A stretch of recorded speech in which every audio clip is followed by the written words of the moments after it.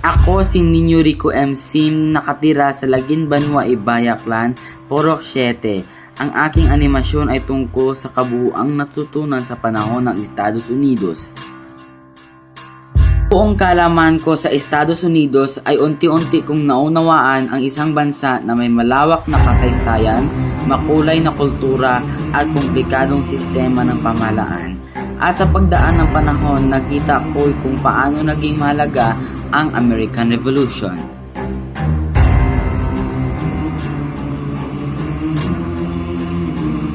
Ang Great Britain, ito ang bansa kung saan nagsimula ang Estados Unidos dahil ang mga unang kolonya ng Amerika ay itinayo ng Great Britain.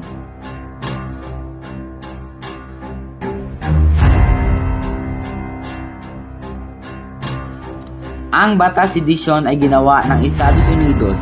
Ito ay uri ng batas kung saan ikinukulong ang mga tao na nagsulat ng mga akda na tumutuligsa sa gobyerno ng Amerikano.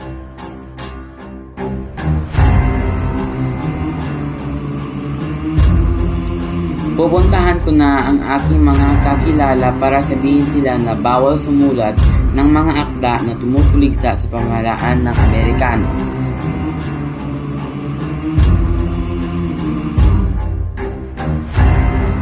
Magandang umaga po. Gusto ko lang sabihin sa inyo na bawal sumulat ng mga akda na tumutuligsa sa pamahalaan ng Amerikano.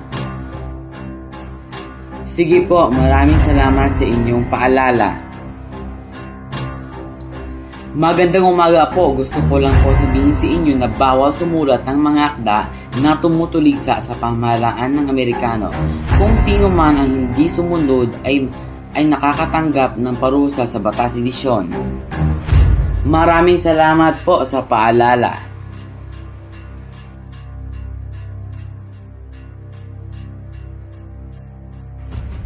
Magandang umaga mga masipag na magsasaka. Gusto ko lang sabihin sa inyo para maging payapa ang inyong buhay ay huwag sumulat ng mga akda na tumutuligsa sa pamahalaan ng Amerikano.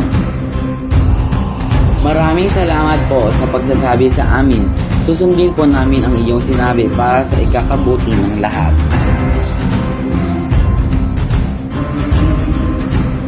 Mga kapitbahay, paalala lang po na bawal sumulat ng mga akda na tumutuligsa sa pamahalaan ng Amerikano.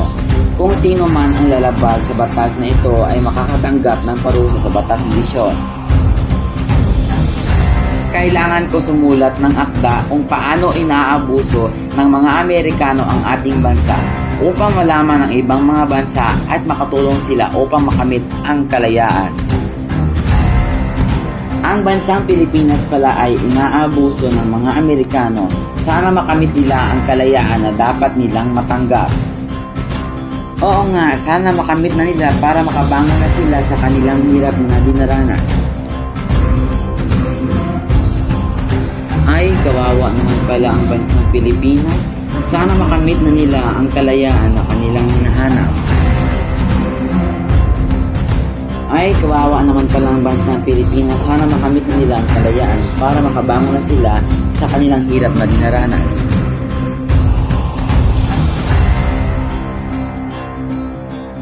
At sa hirap at tiyaga ni Aurelio Tolentino, nakamit natin ang kalayaan na ating matagal na gusto. Muli na tayo babangon ng mas malakas at puno ng katapangan sa hamon ng buhay.